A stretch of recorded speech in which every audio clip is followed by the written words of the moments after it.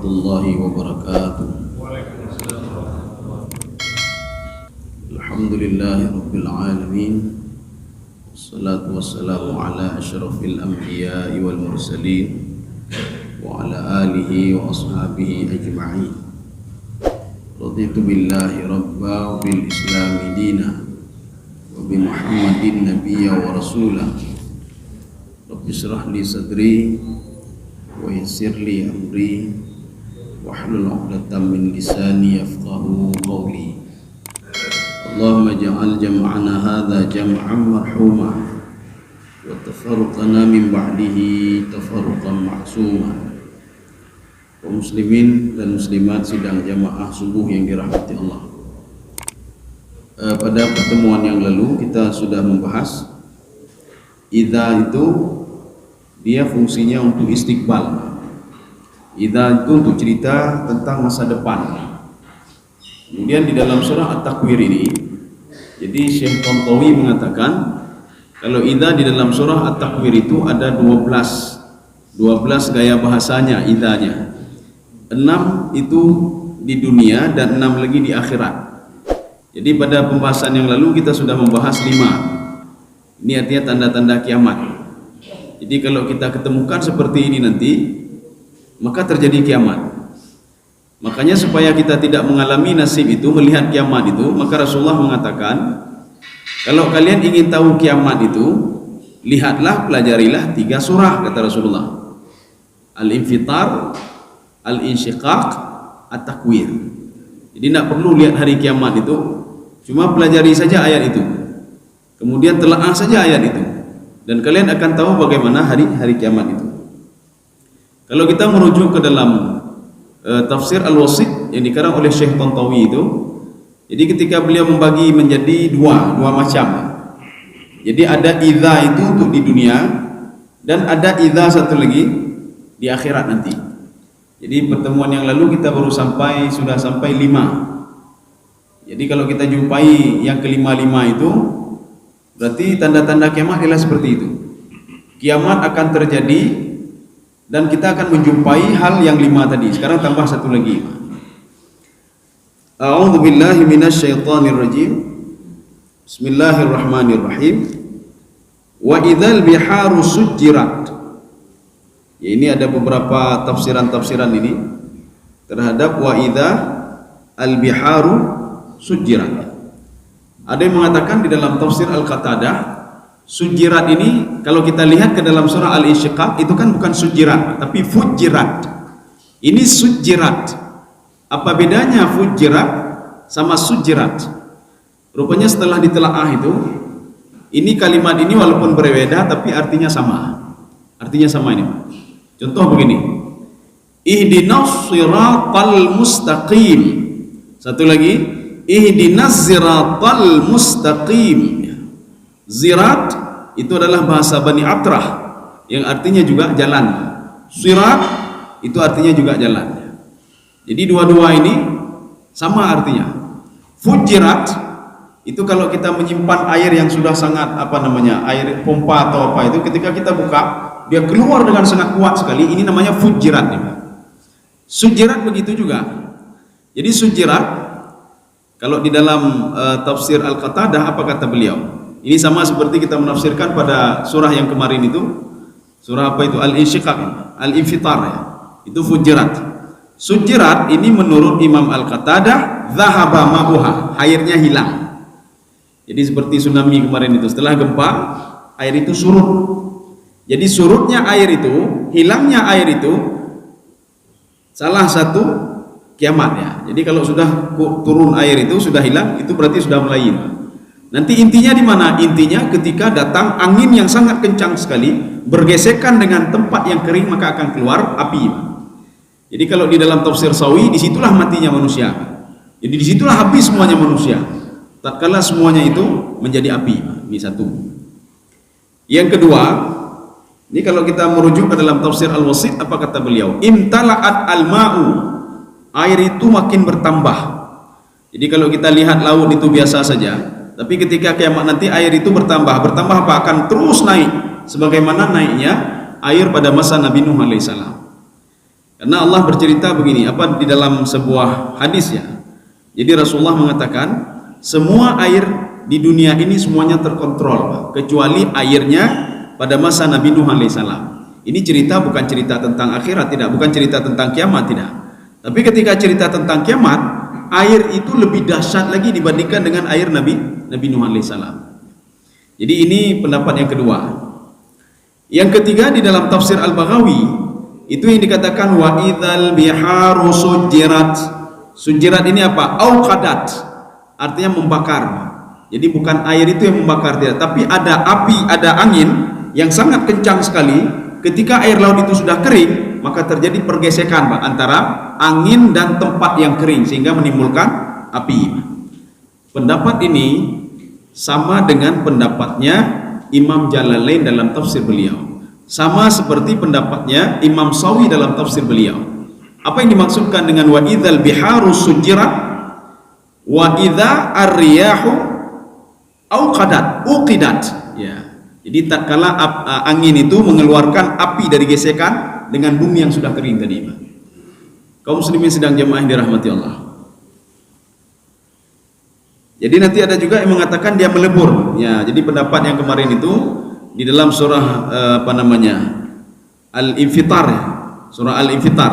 Nanti air laut ini semua menyatu. Setelah menyatu, dia menjadi bahran wahidan.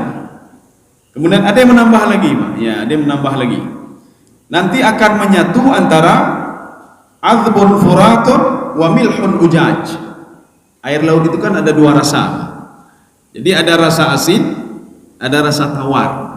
Kita memang sekarang agak ini sedikit, kok ada tawar lautan itu. Al-Quran sendiri yang mengatakan begitu.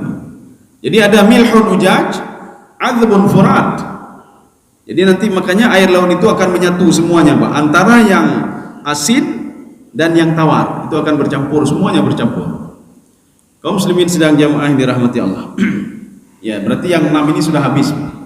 Jadi kalau kita jumpai yang 6 itu, maka nanti akan terjadi kiamat ya, seperti itu kiamat. Kalau kita ingin tahu bagaimana kiamat itu. Sekarang idza yang kelompok kedua. Jadi bukan cerita tentang dunia lagi, tidak. Sekarang cerita tentang akhiratnya. Jadi kalau di dalam tafsir Al-Qurtubi yang dinamakan dengan akhirat itu dari kita meninggal dunia, itu akhirat ini. Alam barzakh itu sudah akhirat. Kemudian hari kebangkitan itu yaumul ba'tsi itu sudah dikira akhirat. Yaumul jaza juga akhirat. Yaumul mizan, ketika amal ibadah manusia itu ditimbang oleh Allah Subhanahu wa taala dan diperhitungkan oleh Allah. Jadi maksud ditimbang apa? Be salah ada yang dimang. Be dibikin dimang itu tidak. Jadi ketika itu Allah Subhanahu wa taala melihat ini amal dia ini ikhlas enggak kepada Allah. Kalau enggak ikhlas ditolak semuanya. Itu maksud ditimbang. Jadi makanya malaikat itu dia cuma membawa amal ibadah manusia saja. Karena apa? Malaikat cuma menjaga tubuh manusia saja apa yang dilakukan. Tetapi Allah mengatakan kepada malaikat, ana raqibun ala qulubihim. Saya menjaga hati mereka. Berarti kalau seandainya mereka ikhlas beribadah, maka saya terima. Tidak ikhlas tidak saya terima. Makanya rata-rata semua amal ibadah yang kita lakukan itu mengandung amal ibadah zahiri dan batini. Kalau zahirinya beres, batini tidak beres, itu bermasalah ibadah kita. Atau batininya beres, tetapi zahirinya tidak beres, ini bermasalah juga ya. Bagaimana bermasalah? Kita salat, kita puasa, tapi hati kita masih dengki sama orang lain, berarti bermasalah juga, bermasalah. Atau kita yakin kepada Allah, tapi tidak berbuat, ya bermasalah juga. Ya. Jadi makanya ibadah itu tidak jauh dari ibadah zahiri dan ibadah batini. Maka dua-dua harus kita kejar. Kita kejar zahiri, kita juga mengejar batini. Jadi jangan zahiri saja, tapi tidak batini. Jangan seperti yang dikatakan nanti oleh Ibnu Qayyim Al-Jauzi dalam kitab beliau, fahuwa sufiyun kadzib. Nanti kalau ada orang beribadah, dia tahajud, dia beribadah, tapi hatinya masih dengki sama orang lain. Dia masih ngomongin orang lain. Fahuwa sufiyun kadzib. Itu adalah seorang sufi pembohong dia. Artinya anggota tubuhnya saja yang patuh dan taat kepada Allah, tetapi hatinya tidak patuh kepada Allah. Padahal yang dijaga betul oleh Allah adalah hati. Sumber semuanya adalah hati. Kalau dibandingkan dengan anggota tubuh. Makanya pernah ada terjadi dialog antara Allah dengan malaikat. Ada seorang hamba yang tidak dicatat oleh malaikat amal ibadahnya. Kenapa? Karena malaikat tidak tahu mau catat apa. Dia cuma diam saja, diam saja. Kalau orang lain ada bersedekah, dia bergerak, buat ini, buat itu. Seorang hamba ini tidak melakukan apa-apa, dia diam saja. Yang ada apa? Niat saja dalam hati dia. Saya kalau punya duit nanti yang banyak, saya pergi umrah. Malaikat kan nggak tahu dia. Malaikat tidak tahu. Saya kalau nanti seandainya punya duit, saya bantu anak yatim. Malaikat tidak tahu. Maka ketika itu ketemu dengan Allah Subhanahu wa taala, apa kata Allah? Uktubu lahu hasanat, tulislah kebaikan bagi dia. Malaikat bertanya, "Madza sa'aktu?" Saya mau tulis apa ya Allah? Dia tidak berbuat apa-apa. Dijawab oleh Allah, "Hadza firaqu baini wa bainik." Inilah bedanya saya sama kamu. Kamu cuma tahu casingnya saja kamu. Kalau dia tidak berbuat, maka tidak kamu catat. Kalau dia berbuat, maka kamu catat. Sekarang kamu tulis, dia berniat ini kata Allah. Tetapi tidak tercapai niatnya. Tapi niat itu adalah sebuah amal ibadah. Sebuah amal ibadah. Jadi dia niat ingin berbuat ini, ingin berbuat ini, ingin berbuat itu. Maka kamu tidak tahu kata Allah Subhanahu wa taala. Coba kamu tulis itu niat dia itu. Ya. Ini ketika pada zaman Rasulullah ada seorang sahabat ketika diajak untuk berjihad, dia tidak bisa pergi dia. Nggak bisa pergi dia. Jadi dia tidak bisa pergi kenapa? Karena semua tidak mendukung. Jadi kesehatan dia tidak mendukung, finansial juga tidak mendukung. Akhirnya Rasulullah tidak memaksa dia, biarkan dia tinggal di rumah saja. Setelah Rasulullah pergi ke medan perang, Rasulullah mengatakan kepada sahabatnya, "Wahai sahabatku, pahala si fulan itu lebih banyak dibandingkan dengan kalian." Ya, yang tinggal tadi. Sahabat sudah marah semuanya. "Ya Rasulullah, kenapa pahala dia lebih banyak daripada kami? Yang ikut perang kami, yang berjihad kami, dia di rumah saja. Kenapa pahalanya lebih banyak dia dibandingkan kami?"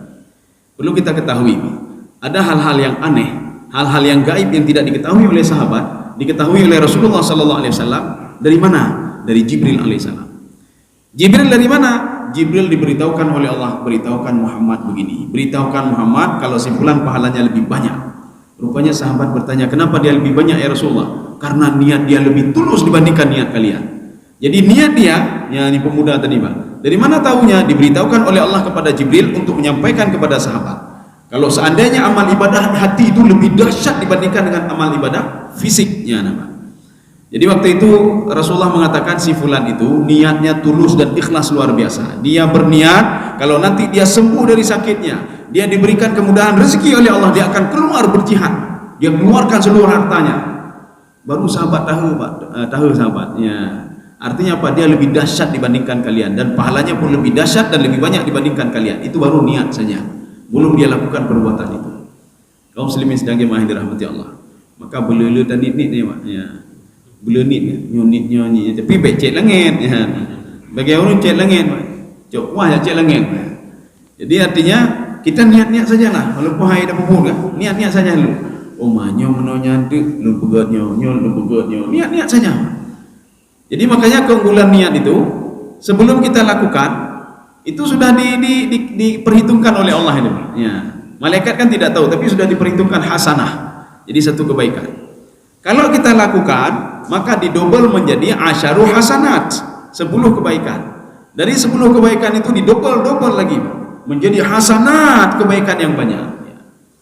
Kaum muslimin sedang jemaah yang dirahmati Allah. Sekarang kita masuk kepada idza kelompok yang kedua. Ya. Wa idzan nufusu zuwijat. Ini pun banyak juga yang menafsirkan ayat ini. Salah satunya Imam Jalalain, Ibnu Arabi. Ini mereka sama ini. Apa kata mereka berdua? Nanti ketika di padang mahsyar nanti, ketika ditiup sangkakala yang kedua, wa idzan nufusu zuwijat. Roh itu akan disatukan semuanya dengan tubuh, siapapun dia. Ya. Jadi makanya roh itu terus mengincar tubuhnya dan mereka bangkit sama-sama bangkitnya. Ini namanya wa idzan nufusu zuwijat. Zuwijat itu maknanya kurinat. Kurinat itu apa? Disatukan. Jadi semuanya roh itu disatukan oleh Allah dengan jasadnya. Satu. Yang kedua, ketika dibangkitkan di padang mahsyar. Ya ini bukan apalagi, bukan Jalalain dan Ibnu Arabi tidak. Ketika seorang dibangkitkan di padang mahsyar, maka dia akan dibangkitkan dengan idolanya. Dengan idolanya, Pak. Ini wa idzan nufusu zuwijat. Ini tafsiran yang kedua. Kita idola sama siapa? Pemain bola. Tuh, Messi bukan? Nggak Messi ini dari mana? Mita-mita aja ini Pak. yang pemain bola itu. Kita idola sama siapa? Yang jelas kita dikumpulkan dengan idola kita. Kita menyembah patung dengan patung itu kumpulin Pak. Kita idola sama Yahudi dengan Yahudi dibangkitkan oleh Allah Subhanahu wa taala. Maka ini namanya Zulhijjah, dibuat kelompok-kelompok. Ya, ini Pak. Sudah. Sekarang penafsiran yang ketiga. Tafsir yang ketiga ini kita jumpai juga di dalam tafsir Asy-Syaukani. Kita jumpai dalam tafsir Sawi. Kita jumpai dalam tafsir Ibnu Katsir, di dalam tafsir Al-Wasit. Wa idzan nufusu suwijat. Ketika dibangkitkan di padang mahsyar, orang-orang saleh akan dikumpulkan sama-sama orang saleh. Ya, banyak. Urung-urung berokai, sama-sama ngurung berokai. Makanya orang saleh kelompok orang saleh sendiri. Jadi makanya Nabi Yusuf alaihissalam ketika berdoa kepada Allah Subhanahu wa taala, Allahumma anta waliyyi fid dunya wal akhirah, tawaffani muslimah wa alhiqni bis salihin. Ya. Dia permintaannya ketika itu Nabi Yusuf kan hidup sengsara hidup. Dari kecil dia sengsara hidupnya. Arti sengsara apa? Dia dikata-katain macam-macam sama saudaranya, bahkan dibuang ke dalam sumur oleh saudaranya. Bahkan ketika itu ketika bermasalah lagi dituduh macam-macam, akan berbuat zina, kemudian dimasukkan ke dalam penjara, kan sengsara sekali hidupnya dari kecil. Tapi setelah itu karena Nabi Yusuf alaihissalam ramalannya itu diakui oleh raja. Kenapa? Karena ada dua orang yang masuk ke dalam penjara itu bersama Nabi Yusuf alaihissalam mengakui kalau ramalan Nabi Yusuf itu sesuai dengan kejadiannya. Akhirnya mereka berdua melapor kepada raja. Wahai raja, kalau kamu ingin tahu apa arti mimpimu itu, takwil kamu itu tanya kepada Yusuf alaihissalam. Karena saya sudah saya akui ramalan dia kepada saya. Ini kata yang tadi itu. Akhirnya Nabi Yusuf mengatakan, ini maknanya ini diceritakan semuanya. Akhirnya Nabi Yusuf diangkat menjadi bendahara raja. Lama-lama dia makin mewah hidupnya, dia makin kaya Nabi Yusuf alaihissalam. Kemudian dia berkumpul kembali dengan saudara-saudaranya.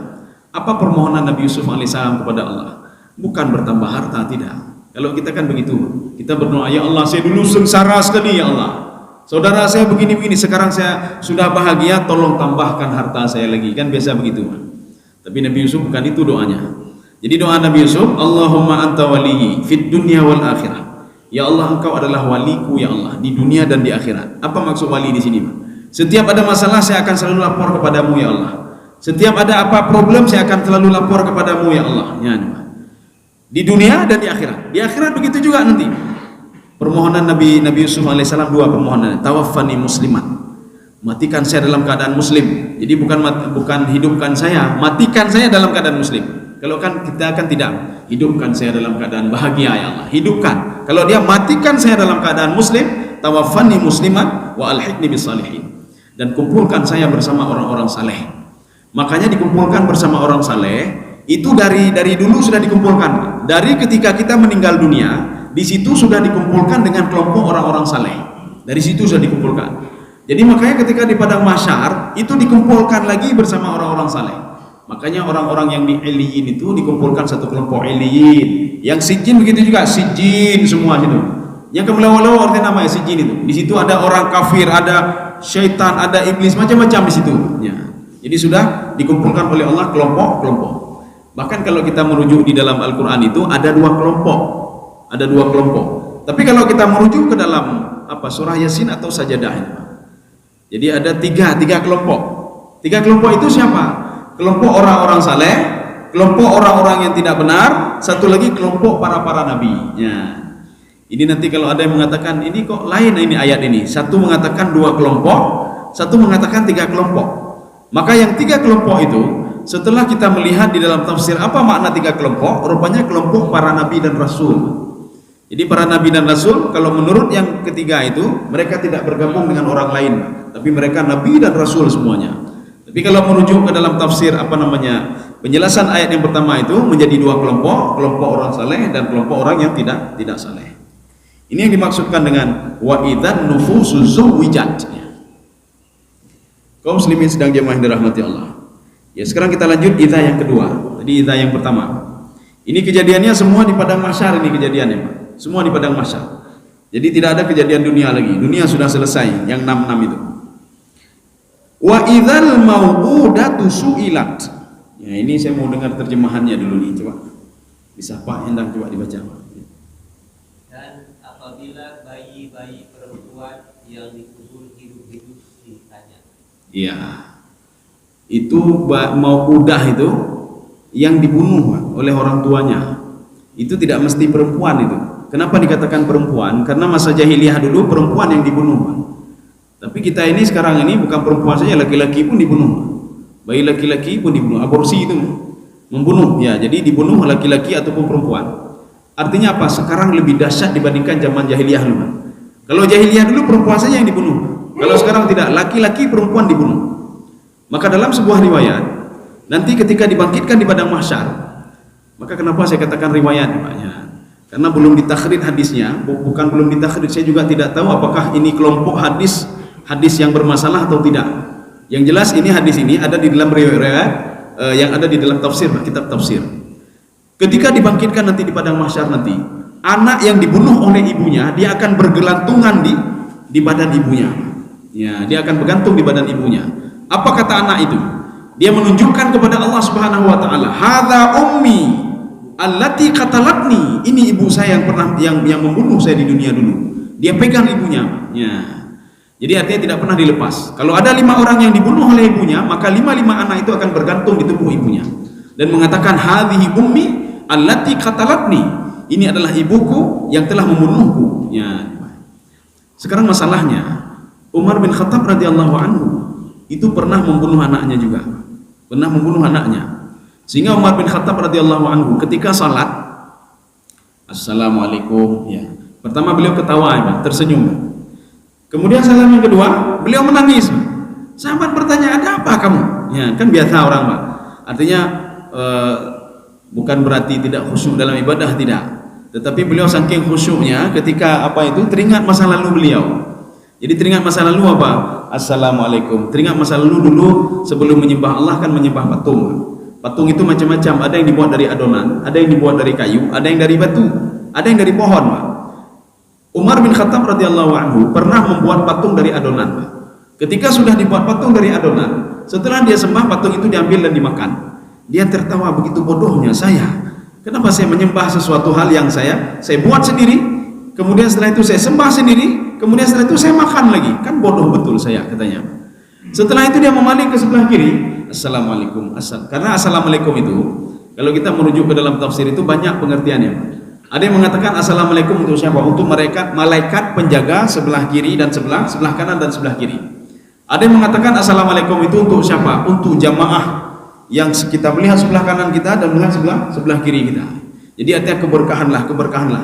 Ada yang mengatakan salam kita pertama itu untuk imam, Assalamualaikum untuk imam, Assalamualaikum untuk para makmum. Ada yang mengatakan Assalamualaikum itu untuk para makmum, Wassalamualaikum itu untuk para malaikat. Ya, jadi banyak tafsiran itu. Jadi makanya ketika dia melihat sebelah kiri, Umar menangis, Pak. Ditanya, "Kamu kok saya lihat kok agak lain sedikitnya?" Saya teringat anak saya dulu yang saya bunuh. Begitu bodohnya saya. Kenapa saya bunuh anak saya? Ini apakah ini nanti dia bermasalah juga? Ya, di dalam tafsir Sawi, apa kata beliau? Illa, kecuali kejadian yang terjadi pada masa fatrah. Ya, pada masa fatrah, kemudian seorang setelah itu dia beriman dan bertobat kepada Allah Subhanahu wa taala. Ini masa fatrah ini, Pak. Fatrah itu di mana fatrah? Kita jangan salah masalah fatrah. Ada yang mengatakan fatrah itu Nabi Isa dengan Nabi Muhammad. Bukan itu fatrah. Fatrah itu Nabi Ismail dengan Nabi Muhammad sallallahu alaihi wasallam. Itu fatrah namanya. Fatrah itu tenggang waktu, ya. Dari tenggang waktu itu tidak ada kitab. Tidak ada apa yang mau dipegang, tidak ada landasan hukum, ya. Jadi artinya apa? Mereka tidak punya apa-apa. Ini fatrah namanya. Sedangkan dari masa Nabi Isa alaihissalam ke masa Nabi Isa alaihissalam itu sudah ada beberapa kitab. Kitab Taurat, Zabur, Injil, 3 ada. Ya. Tetapi dari masa Nabi Ibrahim, Nabi Ismail sampai Nabi Muhammad SAW tidak ada apa-apa kecuali Al-Quranul Karim. Jadi kalau ditanya mereka menyembah apa, ya, maka mereka yakin kepada Allah Subhanahu Wa Taala. Mereka menyembah Allah. Tapi sebagiannya ada yang menyembah batu. Mana bukti kalau mereka menyembah Allah Subhanahu wa taala? Abdul Muttalib ketika terjadi tentara Abraha datang ingin menyerang Ka'bah. Ketika itu masyarakat mendatangi Abdul Muttalib. Bagaimana ini mereka akan menyerang Ka'bah? Apa kata Abdul Muttalib? Ka'bah itu bukan milik kita. Ka'bah itu milik Allah. Allah lah yang menjaga Ka'bah. Sedangkan ternak itu kita yang besarkan. Maka kita yang jaga ternak itu. Ini kata Abdul Muttalib. Dan Abdul Muttalib itu sempatnya berdoa ketika berada di bukit itu, dia berdoa kepada Allah Subhanahu wa taala. Jadi doanya apa? Ya Allah, lindungilah Ka'bahmu ya Allah. Ini bukan kami tidak sanggup melindungi, sedang pasukan Abraha itu banyak sekali. Di dalam tafsir Baydawi itu gajahnya hampir sampai ribuan gajah yang datang yang akan menghancurkan Ka'bah. Kaum muslimin sedang jamaah yang dirahmati Allah. Jadi maka inilah fatrah namanya. Kalau ada orang yang berbuat pada masa fatrah, ini dalam tafsir Sawi. Jadi kita nanti tidak bicara masalah ini hukumnya bagaimana, tidak, ini versi tafsir Sawi ya. Karena yang saya ketemukan memang di dalam Sawi ini, dalam Sawi. Illa fil asri fatrah, kecuali pada masa fatrah. Seperti yang dialami oleh Umar bin Khattab radhiyallahu anhu. Jadi itu sudah dimaafkan oleh Allah Subhanahu wa taala. Kenapa? Karena Umar memang tidak tahu. Karena mereka itu memang aib, kalau lahir perempuan itu aib. Kenapa aib? Karena orang Arab itu mereka itu kondisi mereka mendukung mereka untuk bertempur, untuk berperang, untuk berdagang. Perempuan kan tidak bisa berdagang, lemah. Maka setiap yang lahir perempuan selalu dikubur hidup-hidup. Bahkan di dalam sebuah riwayat, kalau tidak salah di dalam tafsir Sawi juga. Jadi kalau ada seorang wanita itu sedang hamil mau melahirkan, maka suaminya sudah membuat sebuah lubang di depan istrinya itu. Jadi tunggu masa melahirkan. Ketika lahir perempuan langsung dibuang di situ. Ketika lahir laki-laki berarti tidak jadi dibuang. Jadi sampai seperti itu. Ya. Kita tidak salahkan juga karena mereka itu menuntut lingkungannya menuntut untuk menjadi anak yang pejuang, seorang yang pedagang. Karena orang Arab itu suka pergi dari Mekah Al-Mukarramah pergi ke Yaman, dari Mekah pergi ke Syam. Ya. Kaum muslimin sedang jamaah yang dirahmati Allah. Ini wa idzal mau'udatu su'ilat. Anak-anak yang ditanam itu, anak-anak yang dibunuh itu, seorang ibu yang melakukan aborsi terhadap anaknya, membunuh anaknya itu akan ditanya oleh Allah Subhanahu wa taala. Wa idzal mau'udatu su'ilat. Jadi ditanya, kamu kenapa kamu? Ya, dia menjawab, inilah yang membunuh saya ini ya Allah. Ya, ini yang membunuh saya. Orang tua ini bunuh saya tidak punya dosa apa-apa. Tapi kebalikannya. Pada masa sahabat ada seorang wanita, dia melahirkan meninggal anaknya, melahirkan meninggal lagi anaknya, melahirkan yang ketiga meninggal lagi anaknya. Sehingga sahabat ini melapor kejadian ini kepada Rasulullah sallallahu alaihi wasallam. Ya Rasulullah, istri saya setiap melahirkan meninggal, anak saya meninggal, yang kedua meninggal, yang ketiga meninggal. Apa kata Rasulullah? Saya berdoa kepada Allah, kalau kamu punya anak yang selanjutnya biar meninggal lagi, kata Rasulullah. Sahabat terkejut, ya Rasulullah, kenapa doanya seperti itu? Ya, saya mau anak saya hidup ya Rasulullah. Kenapa engkau berdoa seperti itu ya Rasulullah? Wahai sahabatku, perlu kamu ketahui, ketika anak kamu meninggal, dia akan menjadi penolongmu di padang mahsyar. Ya, nih, anak yang lahir belum di dalam kandungan atau lahir ketika dia lahir itu meninggal, dia akan menjadi penolongmu di padang mahsyar. Berarti kalau satu penolongmu, kalau tiga yang mengejarmu akan mencarimu di padang mahsyar. Kalau 4, berarti 4 anakmu akan mencari kamu di padang mahsyar. Baru tenang sahabat ini. Alhamdulillah. Berarti sudah 3 anak saya yang akan mencari saya di padang mahsyar nanti. Makanya ketika kita mengecek hadis ini, bagaimana cara anak ini mencari orang tuanya di padang mahsyar? Jadi nanti ada di sini diumpamakan 2 orang anak, Pak, 2 orang anak. Ketika itu orang tuanya dalam keadaan kan telanjang. Kita telanjang semua, Pak. Telanjang semuanya. Yauma ji'tumuna furada kama khalaqnakum awwala marrah. Kalian akan ketemu dengan saya sebagaimana kalian dilahirkan dari rahim ibu kalian. Tidak punya baju, tidak punya celana, tidak punya jabatan, tidak punya apa-apa, ya enggak punya apa-apa. Begitulah kalian ketemu dengan saya. Cuma nanti anak kalian itu akan menolong kalian. Ya. Jadi makanya dalam riwayat itu disebutkan anak itu akan memegang bahu kedua orang tuanya. Ipeh bahu. Ayah, ipeh bahu. Ikuti saya. Berarti kalau ada 2 anaknya yang meninggal, 2 orang anaknya akan terus mencari ayah dan ibunya. Bukan ibunya saja, tidak, ayah dan ibunya. Maka ketika itu mereka akan digiring masuk ke dalam surga. Yang menggiring siapa? Itulah kedua anak ini. Jadi makanya kita jangan merasa ini, saya tidak punya anak, bagaimana anak selalu lahir meninggal. Jadi yang meninggal itulah yang akan menolong. Ya, ini yang pertama. Yang nanti akan dipakaikan baju oleh anaknya, dipakaikan baju pada kedua orang tuanya, baru dibawa ke pintu surga. Sampai malaikat bertanya, kamu apakah sudah melewat sirat? Tidak, kata orang tuanya tadi. Kamu sudah dijazah, sudah dimizan, ditimbang oleh Allah? Saya tidak tahu juga apa itu timbangan. Siapa yang bawa kamu kemari? Dijawab oleh anaknya, saya yang membawa kemari orang tua saya dengan izin Allah Subhanahu wa taala. Akhirnya nggak ditanya lagi sama malaikat. Ya. Ini ada juga nanti syafaat orang tua dari seorang anaknya penghafal Quran. Dia cari ayahnya, dicari ibunya. Ya. Kaum muslimin sedang jemaah yang dirahmati Allah. Ya, ini kebalikan dari ini, Pak. Tapi anak yang dibunuh itu dia akan mencari ayahnya juga. Tetapi apa? Mencari ayahnya dan tidak akan dilepaskan lagi ibunya, Pak. Kalau ayah yang bunuh berarti ayah yang dicari, Pak. Tidak akan dilepas lagi, Pak. Sehingga dia ketika ditanya oleh Allah, wa idzal mau'udatu su'ilat. Ketika anak ini ditanya oleh Allah, kenapa kamu begini? Saya sudah dibunuh, ini pembunuh saya. Ibunya dia tunjuk, Pak.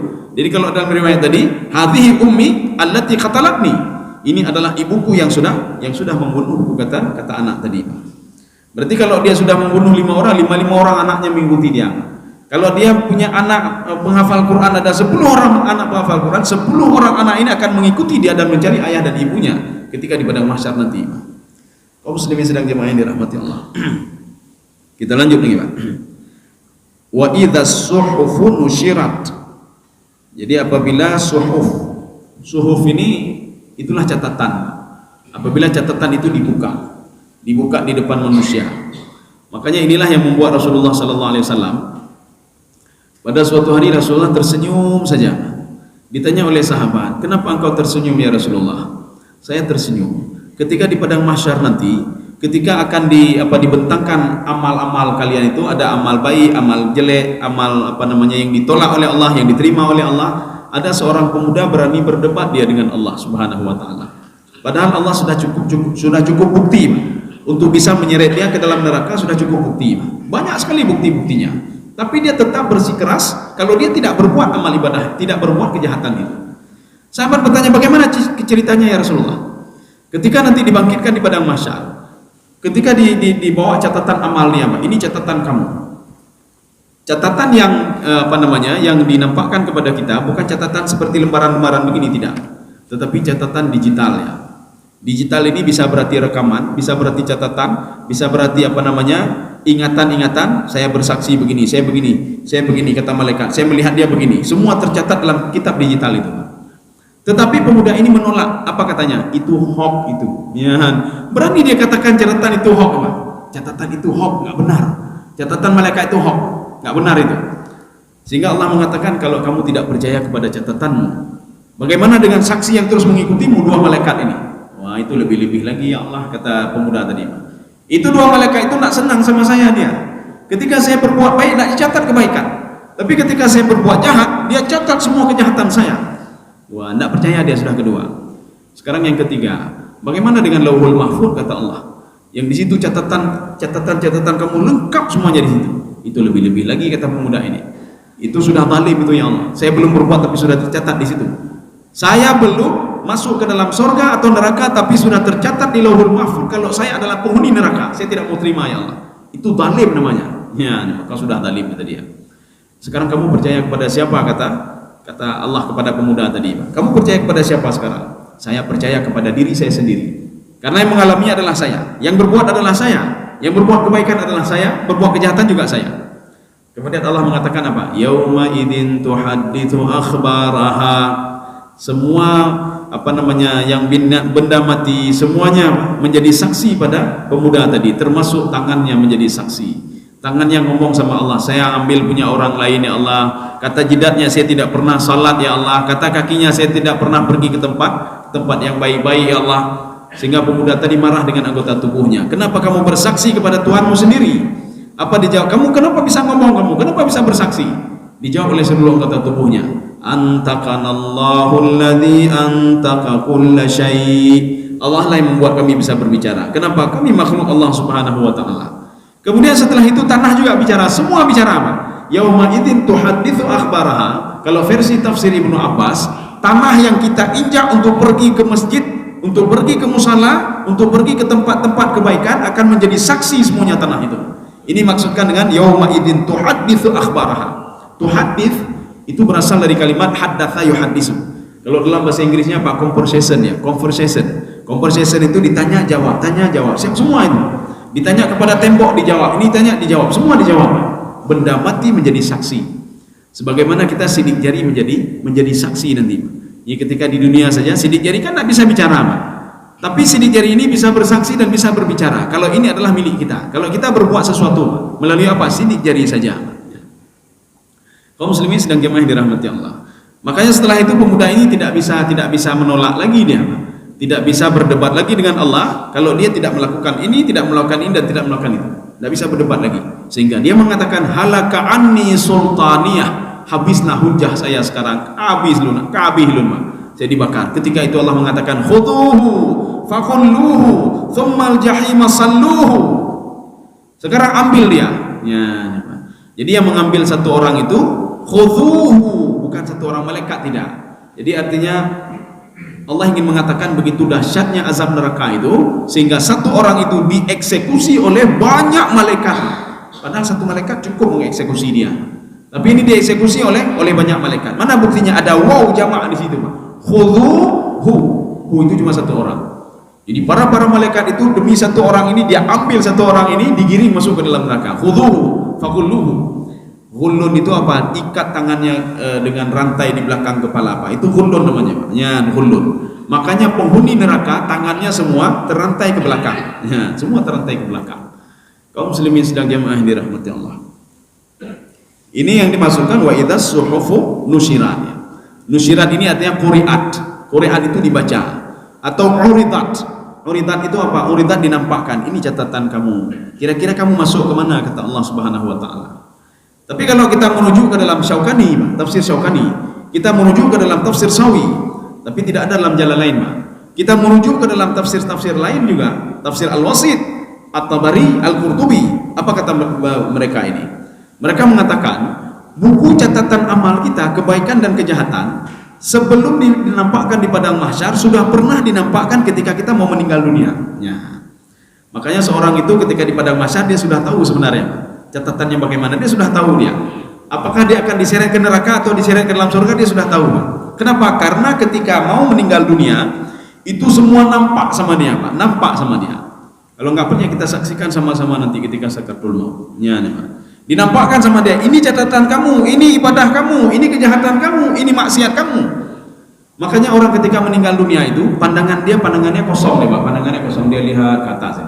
Dia sedang melihat amal ibadah dia. Dia sedang melihat kejahatan yang dilakukan selama ini. Artinya dinampakkan semua oleh Allah Subhanahu wa taala. Makanya catatan kita dinampakkan itu 2 kali. Yang pertama ketika sakaratul maut, yang kedua ketika kita nanti di padang mahsyar. Jadi makanya orang-orang yang yang diberikan catatan kebaikan, apa kata dia? Inni dhanantu anni mulaqin hisabiyah. Saya sudah mengetahui catatan saya apakah baik atau buruk. Sudah saya ketahui, kata pemuda ini, Pak. Ini yang akan dimasukkan ke dalam surga. Dari mana dia tahu? Ketika sakaratul maut, ya, dia mau meninggal dunia. Kemudian satu lagi, apa kata dia? Ya laitaha, apa? Ya laitani lam uta kitabiyah.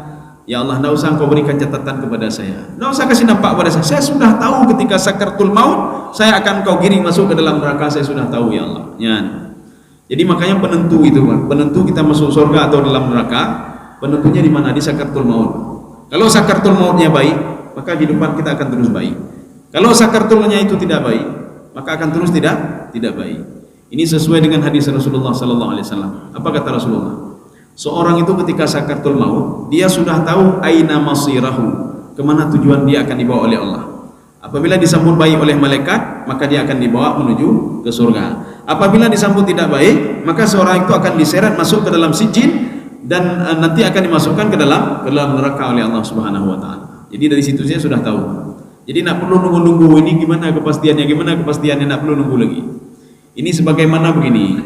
Kita itu ikut promosi jabatan, ya, Pak, promosi jabatan. Sebelum pengumuman kita sudah tahu, kan ada Pak, sudah tahu bocorannya. Ini yang terpilih si fulan, sudah tahu. Ya, kenapa? Karena sudah pernah dinampakkan. Ini yang terpilih pasti si fulan ini. Walaupun kita menunggu seminggu atau 2 minggu yang akan datang, tapi sebelum diumumkan itu kita sudah tahu. Makanya ketika diumumkan nanti, seperti yang diprediksi 3 orang tadi, kita katakan saya dari dulu sudah tahu. Kalau tidak diumumkan pun sudah tahu yang terpilih bapak ini, bapak ini, bapak ini. Ya, begitulah dengan amal ibadah kita, catatan kejahatan kita. Makanya 2 kali, kalla sawfa ta'lamun, thumma kalla sawfa ta'lamun. Dia ketika sakaratul maut akan tahu kemana digiring oleh Allah. Yang kedua, thumma kalla sawfa ta'lamun. Ini baru diberikan catatan nanti ketika di padang mahsyar. Ini yang dimaksudkan dengan wa idza suhufu nusyirat, ya. Ya, ini ada juga di dalam tafsir Sawi, Pak. Fa innaha tatwi 'indal mauti wa tanshuru 'indal hisab. Ya, ada 2 kali. Ketika dia mau meninggal dunia itu dinampakkan saja, ketika di padang mahsyar juga diberikan. Di padang mahsyar diberikan. Jadi tidak dinampakkan lagi, diberikan. Ini catatan kamu ini. Tapi ketika mau meninggal dunia dinampakkan.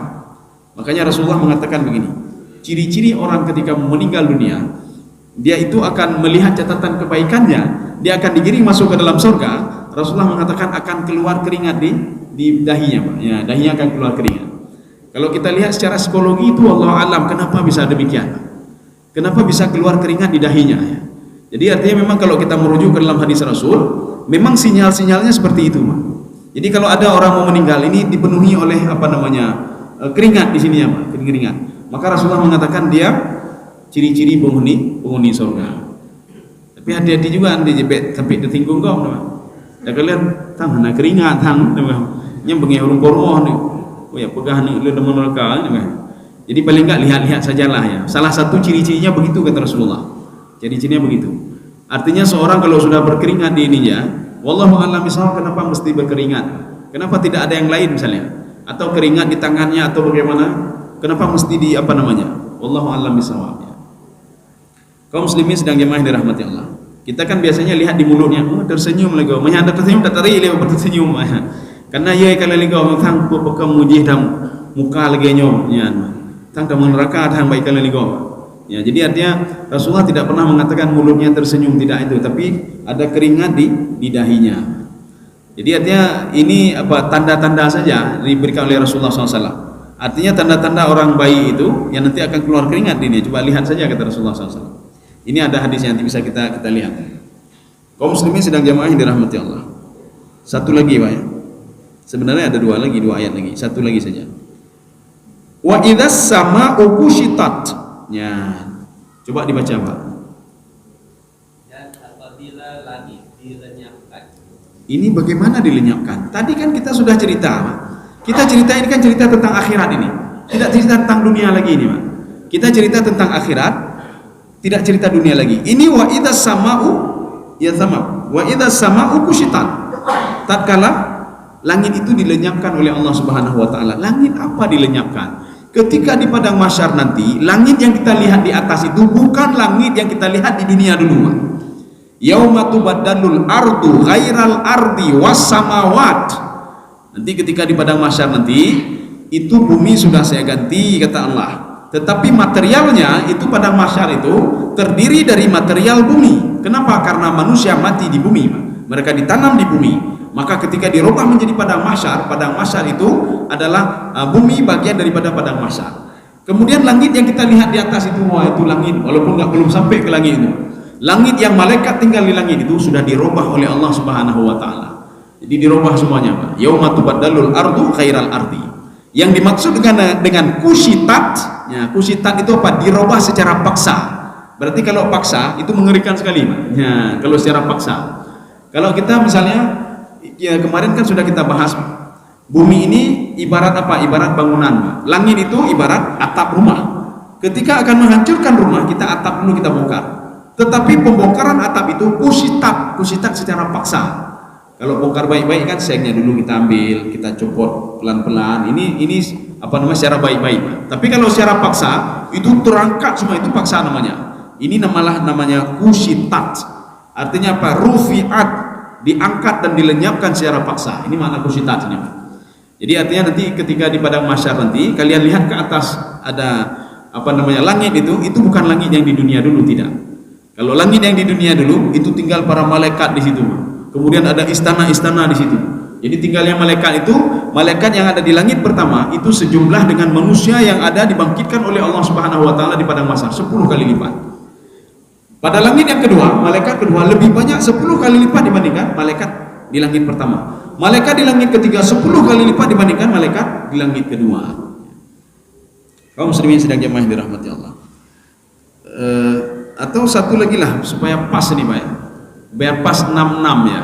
Biar nama Allah tagay 65 tak tabotu hana. Biar pas satu sajalah. Wa idzal jahimu su'irat ya. Tolong dibaca lagi Pak Ina. Dan apabila neraka jahim dinyalakan. Iya. Kita jangan salah pemahaman terhadap terjemahan ini. Terjemahan mengatakan dan apabila neraka jahim itu dinyalakan.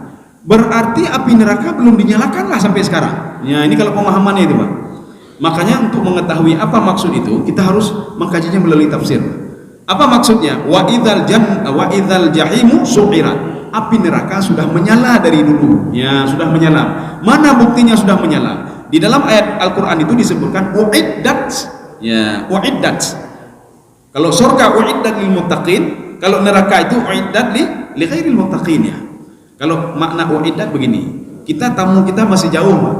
Jadi di rumah kita sudah kita persiapkan, nasi sudah semua sudah, itu uiddat namanya, sudah dipersiapkan. Ini begitu juga, neraka sudah menyala. Cuma wa idzal jahimu su'irat, ketika manusia akan masuk ke neraka, api neraka itu ditambah volumenya. Ini namanya su'irat. Apinya sudah ada, apinya sudah menyala, tetapi belum stabil lagi, Pak. Ya. Tetapi ketika seorang akan masuk, itu menyala terus ditambah marrah ba'da marrah. Jadi marratin ba'da marratin, ditambah terus volumenya, ditambah terus dan tidak pernah kurang lagi. Tetapi sebelum manusia masuk ke situ, volumenya masih stabil. Ya, masih stabil. Jadi su'irat di sini kita jangan salah paham, berarti api neraka belum dinyalakan oleh Allah. Ketika orang akan masuk baru dinyalakan, tidak. Api itu tetap menyala sampai sekarang. Sudah dipersiapkan oleh Allah Subhanahu wa taala. Bahkan neraka itu sudah ada nama-namanya di situ. Ketika manusia berdiri di padang mahsyar, itu di neraka sudah ada nama si fulan sudah ada semua, Pak. Sehingga dia tinggal memanggil saja. Tad'u man adbara wa tawalla. Ya. Jadi neraka itu memanggil orang-orang yang berpaling, Pak. Dipanggil oleh neraka. Kalau di dalam versi tafsir Ibnu Abbas, neraka itu satad'u ashabaha binida'in fasihin. Dia akan memanggil orang yang akan masuk ke dalam neraka dengan panggilan yang fasih. Arti fasih apa? Lengkap namanya dipanggil oleh neraka itu. Itu masih berdiri di padang mahsyar sudah dipanggil. Ya fulan bin fulan bin fulan bin fulan. Oh, maka kenang lu ya teman. Tapi kalau dipanggil satu nama saja, ya Muhammad, ya drone kan lu drone kan dulak teman. Tapi ini tidak, dipanggil dengan bikalamin fasihin. Jadi kalimatnya lengkap semuanya. Di bin ini lengkap semuanya, sehingga seorang itu tidak bisa lari lagi nih, Pak. Tidak bisa lari. Ya, saya rasa cukup sekian saja. Ini ada yang membaca bitakhfif dan bitasydid. Wa idzal jahimu su'irat. Ada yang membaca wa idzal jahimu su'irat. Ya, ada dua bacaan, dua qiraat. Ya, seperti tadi yang di atas tadi, wa idzal biharu sujirat. Ada yang membaca sujirat, ada yang membaca sujirat. Ya, dua-dua bacaan ini ada. Kita rasa cukup sampai sekian saja. Mungkin ada yang perlu kita dialogkan, kami persilakan.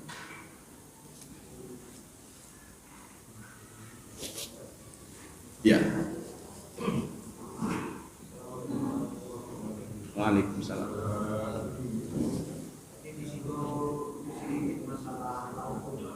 Iya.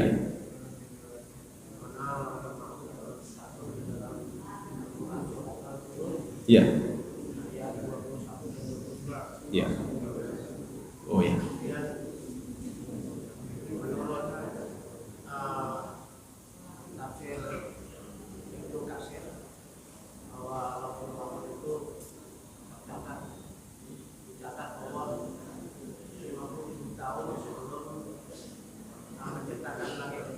Betul ya. Berkaitan dengan itu, kemudian di dalam surat Al-Qur'an tadi bahwa Lauhul Mahfuz adalah tercatat ada di kening malaikat Israfil atau di antara dua. Iya. Ini maksudnya apa? Iya. Kemudian yang kedua,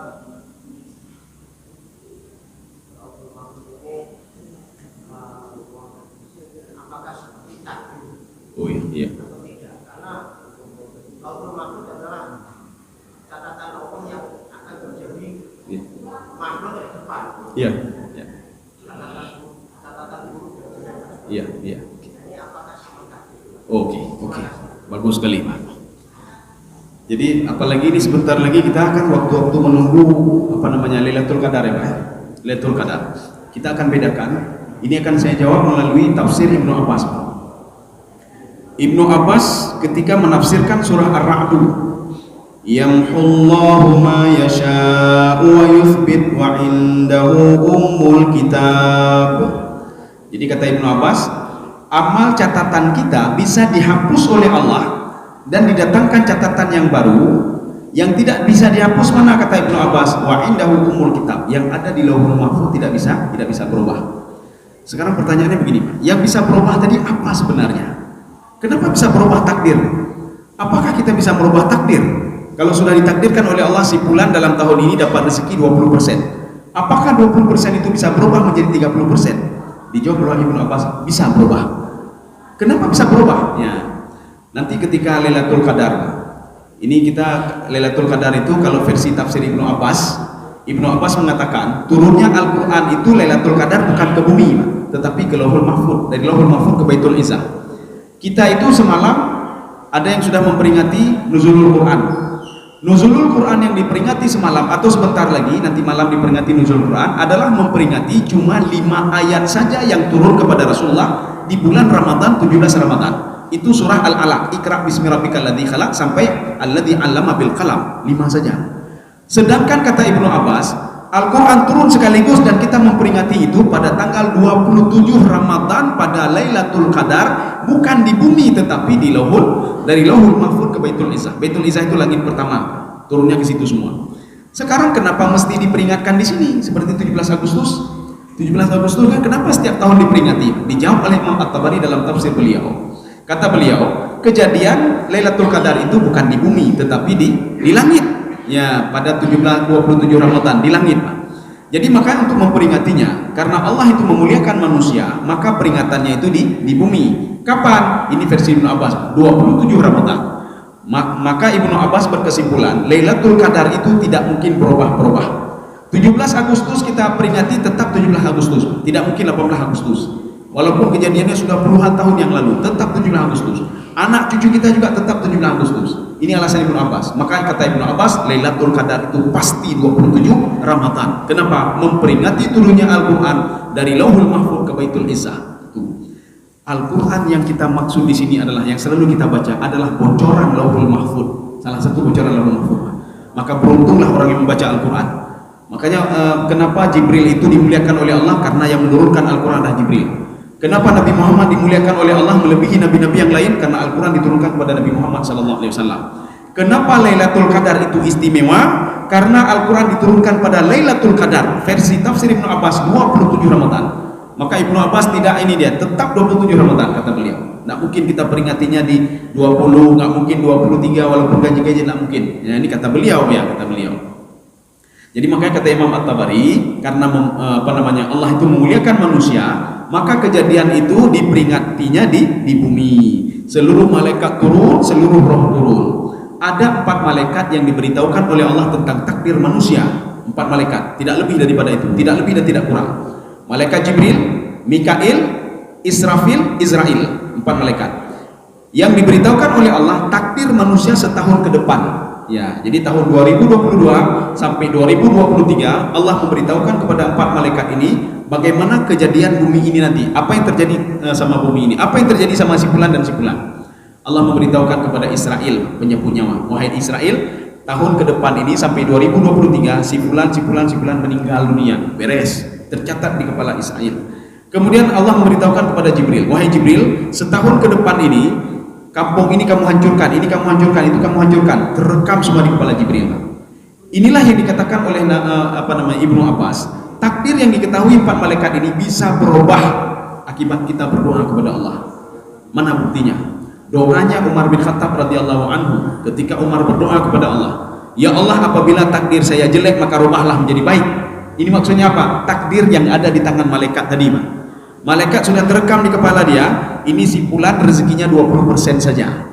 Tetapi si fulan terus berusaha dan beribadah dan berdoa kepada Allah. 20% tadi bisa berubah menjadi 50%, bahkan bisa menjadi 100%. Ini Pak, ini takdir yang diketahui oleh malaikat. Tapi cuma setahun saja. Tahun depan diberitahukan lagi yang lain lagi. Ya, ini bisa berubah, tetapi di Lauhul Mahfuz tidak bisa berubah. Catatan yang ada di Lauhul Mahfuz sebelum manusia itu jadi, Pak, sebelum manusia jadi. Makanya pertanyaannya begini nanti. Sebelum ada sesuatu, apa yang pertama sekali diciptakan oleh Allah? Apa yang diciptakan oleh Allah? Ya. Apakah langit? Tidak. Apakah bumi? Tidak juga. Apakah malaikat? Tidak juga. Inilah tafsir dari surah Nun wal qalami wa ma yasturun. Allah pertama sekali menciptakan pena. Pena ini untuk apa? Untuk mencatat catatan di Lauhul Mahfuz bagaimana terjadinya manusia, bagaimana ini, bagaimana itu sampai akhir nanti dimasukkan ke dalam surga dan neraka. Jadi pertama sekali diciptakan adalah pena. Kemudian setelah itu baru Lauhul Mahfuz kejadian, baru diciptakan malaikat oleh Allah Subhanahu wa taala. Baru diciptakan langit dulu, Pak, langit. Diciptakan bumi oleh Allah, langit dan bumi. Baru diciptakan malaikat, penghuni langit. Ada juga penghuni bumi sebelum datang manusia. Sekarang masalahnya begini. Kalau seandainya Lauhul Mahfuz itu sudah mencatat semuanya, bahkan di dalam tafsir-tafsir itu termasuk tafsir Ibnu Abbas, beliau mengatakan Lauhul Mahfuz itu luasnya itu seluas langit dan bumi. Ini kalimat seluas langit dan bumi bukan berarti seperti langit dan bumi, tidak. Ini cuma kalimat majaz saja, artinya begitu luas sekali Lauhul Mahfuz. Tidak ada orang yang mendeteksi Lauhul Mahfuz itu bagaimana. Tidak ada yang tahu kecuali Allah Subhanahu wa taala. Ini Lauhul Mahfuz, seperti saya ceritakan kemarin ini. Kalau ini ilmunya Allah, kejadiannya belum terjadi, tapi ilmunya Allah akan mengarah ke situ. Ya, jadi kita jangan terpikir saya didikte oleh Allah Subhanahu wa taala. Kalau saya berbuat, saya akan masuk ke dalam neraka. Kenapa? Di Lauhul Mahfuz sudah tercatat kalau saya masuk dalam neraka. Nanti ada si fulan satu lagi, kenapa tidak mau bekerja? Saya sudah ditakdirkan oleh Allah memang seperti itu, ya katanya Pak. Maka untuk apa saya kerja? Capek-capek saya kerja, di Lauhul Mahfuz tertulis rezeki saya tidak ada. Itu yang ada di Lauhul Mahfuz adalah ilmunya Allah. Ini seperti kita prediksi, Pak. Ya. Seorang itu akan main bola sebulan atau 2 bulan akan datang main bola, kelompok klub A dengan klub B dia tanding. Kita sebagai pengamat ketika melihat siapa pemainnya kita tanya, si fulan dong. Oh, kalau pasang si fulan ini nanti 2-1 ini. Kalau ganti si fulan ini berarti 1 sama. Ini prediksi, Pak. Prediksi orang itu. Kenapa dia bisa memprediksi demikian? Orang yang jadi pengamat bola itu bukan sembarangan orang, Pak. Pengalamannya sudah lama sekali dia di dalam dunia bola itu. Dia tahu betul watak si fulan ini. Kalau dia main dia nggak cocok main sama ini, dia nggak cocok sama ini. Kalau dia sama ini ketemu dia nggak cocok juga. Ini pasti kalah kelompok itu. Ini pasti 1-0. Ini pasti 0-0. Dia tahu, Pak. Apakah pemain bola itu ketika tahu prediksi seseorang dia akan tidak main bola lagi? Oh, kami nggak mau main bola lagi. Kenapa? Sudah diprediksi kami kalah, nggak mau lagi kami. Tetapi seorang terus berusaha. Ya, kenapa? Ini prediksi namanya. Tetapi walaupun prediksi ini sesuai dengan prediksi, tiba-tiba dia nikah diprediksi 2-1. Rupanya sesuai dengan prediksi. Apakah pemain bola tadi protes orang yang prediksi tadi? Kami ini kalah gara-gara dia ini pengamat ini. Sebelumnya sebulan yang lalu dia pernah ngomong kami itu kalah 2-1. Apakah bisa seperti itu? Tidak. Sama seperti seorang ketika dia dimasukkan ke dalam neraka oleh Allah, dia tidak bisa protes kepada Allah. Ini gara-gara engkau ya Allah, di Lauhul Mahfuz sudah tertulis kalau saya masuk ke dalam neraka. Tidak bisa juga. Ya, sama seperti prediksi tadi. Kalau ini sama Allah bukan prediksi namanya, ini ilmu Allah. Jadi Allah Subhanahu wa taala dalam Al-Qur'an ada 2 ayat. Innallaha ladzu fadlin 'alan nas walakinna aktsaran nasi la yashkurun. Allah sayang sekali kepada hambanya, tapi hambanya yang tidak teringat kepada Allah. Allah teringat sekali kepada hambanya. Diberikan ini, diberikan itu, diberikan keberkahan ini, tapi dia tidak berterima kasih kepada Allah Subhanahu wa taala. Makanya Allah itu karena manusia ciptaan Allah, Allah tahu betul pribadi si fulan ini, Pak. Diarahkan oleh Allah, diarahkan dia tidak mau juga, diarahkan lagi tidak mau juga, seperti Fir'aun. Maka di Lauhul Mahfuz itu artinya apa? Sudah tercatat kalau Fir'aun itu memang keras kepala dia. Ini artinya dalam ilmu Allah. Makanya ketika dia lahir itu dideteksi oleh orang memang betul dia keras kepala, Pak. Betul keras kepala. Didakwahi begini tidak ini juga, dan kemudian dia sudah pernah mengakui juga ketika diberikan bala oleh Allah sebelum ditenggelamkan itu. Sungai Nil itu berubah menjadi darah semuanya. Fa arsalna alaihim tufan wal jarada wal qummal wad dafadi'a ayatin mufassalat. Maka ada 4 tanda-tanda, ada 5 nggak salah satu lagi Pak. Sebelum Fir'aun ditenggelamkan, itu Sungai Nil berubah menjadi darah semuanya. Apa kata Fir'aun? Masyarakat itu mendatangi Fir'aun. Wahai Fir'aun, kamu kan raja, kamu kan Tuhan, tolong rubah air ini menjadi jernih kembali. Apa kata Fir'aun? Saya tidak bisa. Yang bisa ini adalah Tuhan yang Musa alaihissalam. Dia tahu kalau Allah yang berikan itu, tapi hatinya memang keras sekali Pak. Ya, keras sekali hatinya. Jadi demikian pula kita walaupun di Lauhul Mahfuz, kita tidak tahu bagaimana Lauhul Mahfuz. Malaikat juga tidak tahu. Walaupun kita tanya bagaimana Lauhul Mahfuz, tidak tahu juga. Walaupun ada orang dekat dengan iblis, dekat dengan jin, dia ingin tanya tentang gaib. Iblis tidak tahu dia tentang gaib. Syaitan tidak tahu tentang gaib. Kalau iblis tahu tentang hal gaib, syaitan tahu tentang hal gaib, maka dia akan tahu ketika Nabi Sulaiman alaihissalam meninggal dunia, pasti dia tahu. Tapi tidak tahu dia. Nabi Sulaiman kan dengan tongkatnya, Pak. Mereka bekerja bangun bangunan, Pak. Mereka tidak berhentinya karena melihat Nabi Sulaiman ada di depan mereka. Mereka tidak tahu kalau Nabi Sulaiman sudah meninggal. Kapan dia tahu? Takulu min sa'atah. Tatkala apa itu? Kamu apa bahasanya? Rayap ya. Rayap itu memakan tongkatnya sehingga Nabi Musa jatuh. Nabi apa namanya? Sulaiman. Dilihat oleh jin. Wah, sudah meninggal. Tidak usah lagi kita kerja lagi untuk apa? Yang kita takuti tidak ada lagi. Ya, nih. Kalau seandainya iblis tahu tentang gaib, maka dia akan tahu, akan diseret oleh Allah ke dalam neraka. Maka dia tidak mau beribadah 1500 tahun lamanya. Nah, ini. Kalau malaikat tahu tentang hal gaib dan dia tahu Lauhul Mahfuz, dia tidak akan menangis. Pada suatu hari malaikat Jibril menangis. Apa kata Jibril? Ditanya oleh Allah, "Ma yubkika ya Jibril? Kamu kenapa menangis wahai Jibril?" "Saya takut nasib saya sama seperti iblis. Iblis dulu kan beribadah bersama saya. Saya tidak terbayang sama saya kalau iblis itu engkau laknat ya Allah dan akan masuk ke dalam neraka. Tidak terbayang sama saya ya Allah. Saya takut saya akan bernasib seperti itu." Maka Allah mengatakan apa? Tidak dibocorkan di Lauhul Mahfuz, tidak. Allah mengatakan, makanya kamu itu patuh dan taat saja kepada saya. Apa yang kerjakan terus. Yang saya larang, kamu tinggalkan, kata Allah. Itu saja kamu konsepnya. Iblis karena tidak mau patuh kepada saya, maka seperti itu. Ya, demikian. Saya rasa cukup sekian saja. Mudah-mudahan ada manfaatnya bagi saya sendiri dan jemaah sekalian. Subhanakallah bihamdika asyhadu an la ilaha illa anta astaghfiruka wa atubu ilaik. Assalamualaikum warahmatullahi wabarakatuh.